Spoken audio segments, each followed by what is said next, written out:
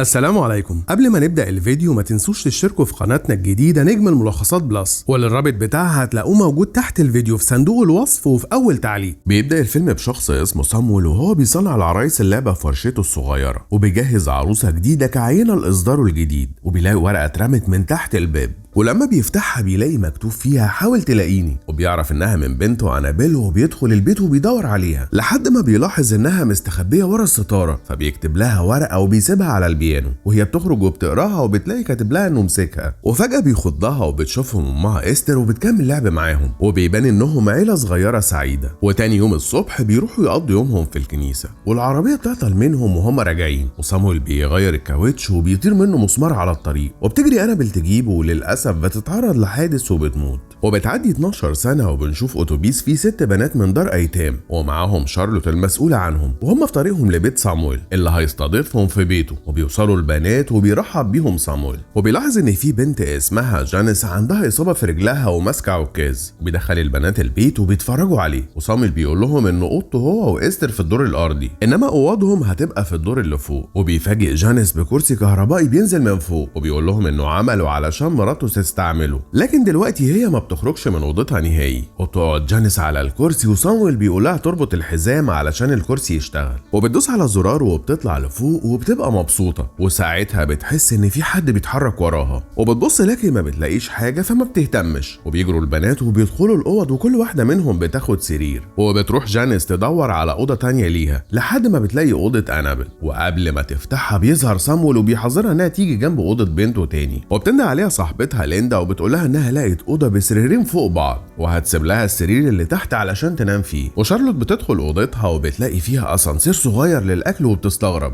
نزل كل البنات يلعبوا قدام البيت، وجانيس بتسيب عكازها مركون جنب الكرسي وبتروح تتفرج عليهم من الشباك. وبتظهر أنابيل من وراها، وجانيس بتحس بيها، بس لما بتبص وراها ما بتلاقيش حد، وبتستغرب لما بتلاقي عكازها قدامها على الارض. وبالليل وهما بيتعشوا بيسمعوا صوت جرس جاي من اوضه استر، وبيقوم صامويل علشان يشوفها محتاجه ايه. وبعد ما بيتعشوا بيروح كل واحد على اوضته، وقبل ما جانيس بتنام بتحس بحركه قدام الباب، وبتشوف خيال وورقه بتترمي من تحت الباب، فبتقوم تفتحها وبتلاقي مكتوب فيها حاول تلاقيني. وبتفتكر البنات بيلعبوا معاها، تخرج من اوضتها لكن ما بتلاقيش حد، وبتترمي ورقه تانية من اوضه أنابيل، ولما بتفتحها بتلاقيها كاتبالها انها جوه. وبتتردد جانيس انها تفتح الاوضه، لكن بتبقى عايزه تعرف مين اللي بيلعب معاها. وبتدخل الاوضه وبتلاقي فيها لعب كتير وحاجه كبيره متغطيه، فبتشيل الغطا وبتلاقيه مجسم للبيت اللي هم فيه. وبتشوف جواه عروسه صغيره شبه أنابيل ومعاها مفتاح، فبتاخده وبتروح ناحيه دولاب أنابيل وبتجربه، وفعلا بيتفتح. وبتشوف جواه العروسه اللي صنعها صامويل، ومتعلق حواليها صفح من الكتاب المقدس، وما بتبقاش فاهمه حاجه وبتقفل الدولاب. وقبل ما تمشي بتلاقيه اتفتح، فبتقفله بالمفتاح، وبتتصدم لما بيتفتح تاني، وبتبقى خايفه من شكل العروسه فبترمي عليها غطا، وبتترعب اكتر لما بتلاقي العروسه جايه ناحيتها وبتقرب،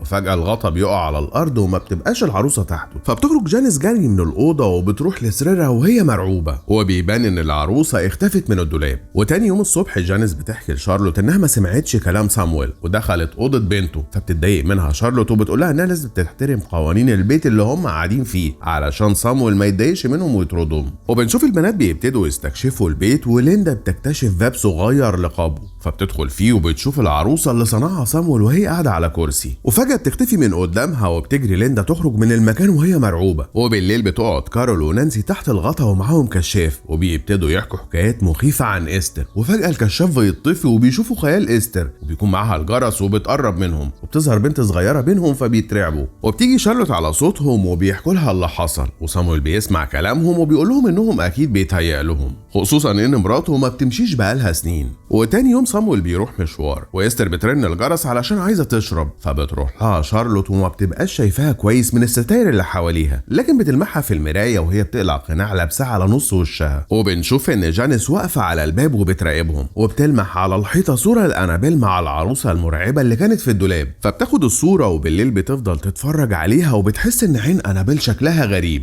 وبتسمع صوت موسيقى جايه من اوضه أنابيل، فبتروح تشوف اللي بيحصل، وبتروح وراها ليندا، وبيلاقوا العروسه قاعده على السرير وباصه قدامها، وفجاه بيلاقوها باصه ناحيتهم فبتترعب ليندا وبتجري على اوضتها. اما جانيس بتبقى عايزه تفهم ايه اللي بيحصل، وبتلاقي مذكره انابيل وبتبتدي تقلب فيها، وفجاه الباب بيتقفل والالعاب بتتحرك لوحدها ومجسم البيت بينور، وبتظهر انابيل قدامها. ولما جانيس بتقرب منها شكل انابيل بيتحول وبتحاول تشدها، فبتقاومها وبتقدر تخرج بره وهي بتصرخ، لكن محدش بيسمعها وكل بيبان الاوض بتتقفل. فبسرعه بتقعد على الكرسي علشان تهرب، لكن بتتفاجئ ان الكرسي بيطلع بيها لفوق تاني، وبتكون انابيل واقفه وفجاه بتتسحب جانيس لفوق، وبعدها تنزل على الارض وبتفقد الوعي. وتاني يوم بيودوها المستشفى وبترجع وهي على كرسي متحرك، وبيكونوا فاكرين انها وقعت من على السلم. وهي بتحكي لشارلوت اللي حصل وبتقول لها ان البيت فيه كيان شيطاني عايز يخلص عليها لانها اضعف واحده فيهم، وبتترجاها انهم يمشوا من البيت ده بسرعه. فبتبتدي شارلوت تهديها وبتقول لها ان لو اللي بتحكيه ده حقيقي فايمانهم هيحميهم، وبتطمنها انها هتفضل جنبها. وبتنام جانيس في الدور الارضي، وبتبقى ليندا نايمه لوحدها هي كمان، وبتسمع صوت جاي من اوضه انابيل. فبتقوم بالراحه وبتبص من فتحه الباب، وبتشوف العروسه قاعده على الكرسي الهزاز، بس لما بتفتح الباب بتلاقيها اختفت. فبتخاف وبترجع اوضتها، وبتمسك مسدس الكور علشان يحميها، وبترمي الكوره بره وبترجع تسحبها، لكن في حد بيمسك الكوره وبيسحب المسدس كله منها. فبتخاف وبتطلع تستخبى في سريرها، وفجاه نور بيطفي وبتحس ان في حد نايم في السرير اللي تحت، وبتلاقي العروسه بصلها وفي ايد سودا بتسحبها، وبتبقى ليندا حاسه انها بتحلم وبتنام من خوفها. وتاني يوم بتكون جانيس قاعده في الجنينه لوحدها، وفجاه بيجي من وراها حد شبه شارلوت وبيزقها لحد المخزن وبتتقفل الباب،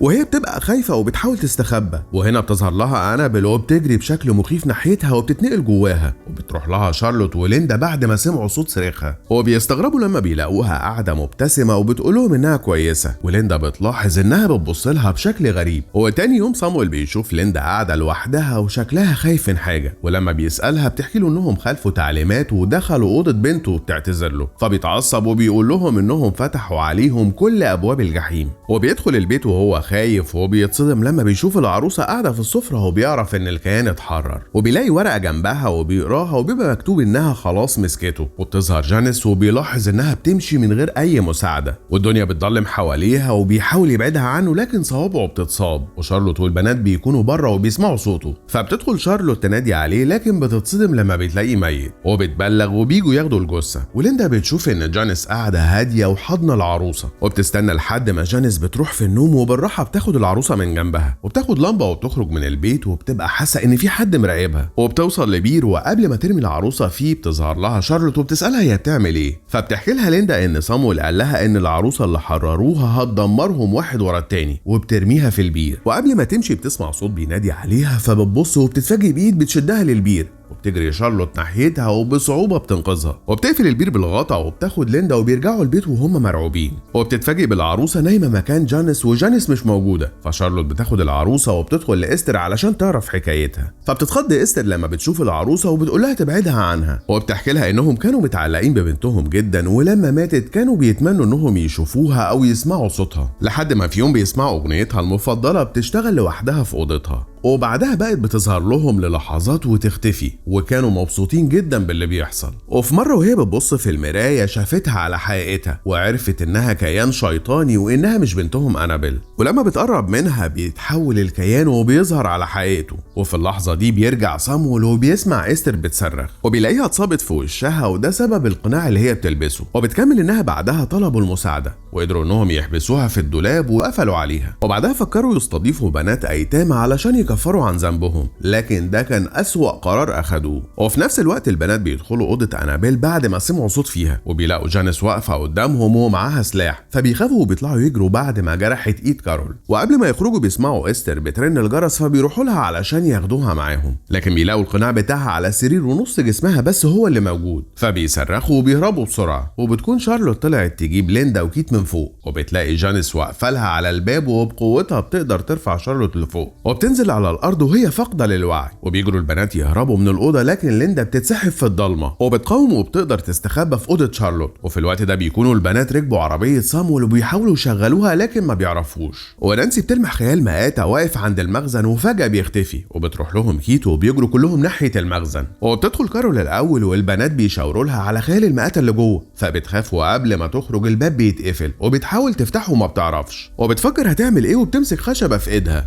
وبتتصدم لما بتشوف خيال المآتة بيتحرك وكأنه حي، وبتبتدي اللمبات اللي في المكان تنطفي، فبتحاول تمنع آخر لمبة من إنها تنطفي، لكن في إيد مرعبة بتتمد وبتطفيها، والمكان بيبقى ضلمة وبينزل الكيان من السقف، وبتخاف وبتهرب على الأوضة اللي كان صامويل بيصنع فيها العرايس، وبتشوفها نانسي من الشباك وبتساعدها تخرج. وفي الوقت ده بتكون ليندا ركبت أسانسير الأكل اللي في أوضة شارلوت ونزلت لأوضة إستر، وبتلاقي كشاف نور واقع فبتمسكه وبتنوره، وبتشوف نص جسم إستر بيتحرك ناحيتها فبتصرخ وبتدخل الأسانسير بسرعة. وقبل ما تطلع لأوضة شارلوت بتظهر جانيس وبتسحب الأسانسير لتحت، فبتضطر ليندا تخرج من الأسانسير وبتمسك في الحبل لحد ما بتوصل لأوضة شارلوت، وبتخرج منها وبتلاقي جانيس طالعه لها على السلم، فبتجري على أوضة أنابيل وبتستخبى في دولاب العروسة، وبتراقب جانيس وهي بتدور عليها، والمفاجأة إنها بتلاقي العروسة وراها، وجانيس بتمسكها وقبل ما تخلص عليها بتلاقي شارلوت وراها وماسكة العروسة، فبسرعة شارلوت بتلبسها سلسلة وبتحطها في الدولاب وبتقفل عليها. وهنا بتبتدي كل حاجة في البيت تتكسر وبتحصل فوضى، وبيهربوا بسرعة من البيت وبينضموا لبقية البنات. وبعدها الشرطة بتوصل للبيت وبيعاينوا المكان وبيلاقوا العروسة لوحدها في الدولاب وجانيس هربت وملهاش أي أثر، وبيوصل القس وبيطمنهم إن الكيان ما بقاش موجود، والشرطة بتاخد العروسة وبتمشي، وشارلوت بتاخد البنات وبيروحوا يعيشوا في مكان تاني بعد اللي مروا بيه في بيت صامويل. وبعد فترة بنشوف عيلة هيجنز وهم رايحين يتبنوا طفلة من دار الأيتام، ومديرة الدار بترشح لهم طفلة هادية، والصدمة إنها بتطلع جانيس، وبتقول لهم إن اسمها أنابيل، وفعلا بيحبوها وبيقرروا يتبنوها. وبتعدي 12 سنة وبتكبر جانيس، وفي ليلة بيقوم هيجنز على صوت في البيت، وفجأة بتظهر أنابيل وبتخلص عليه، وصاحبها بيخلص على أمها، وجارتهم بتسمع دوشة فبتصحي جوزها وبيروحوا البيت هيجنز علشان يطمنوا عليهم. وبنعرف إن العروسة أنابيل اختفت من الصندوق الإزازي اللي كانوا حاطينها فيه، وبكده بيكون الكيان الشيطاني لسه جواها. لو عجبكم الفيديو يا ريت تشتركوا معانا في القناة وتفعلوا جرس التنبيهات، وتعملوا لايك وشير للفيديو، وتكتبوا لنا في التعليقات عن أي مسلسلات أو أفلام حابين إن احنا نلخصها لكم الفترة اللي جاية.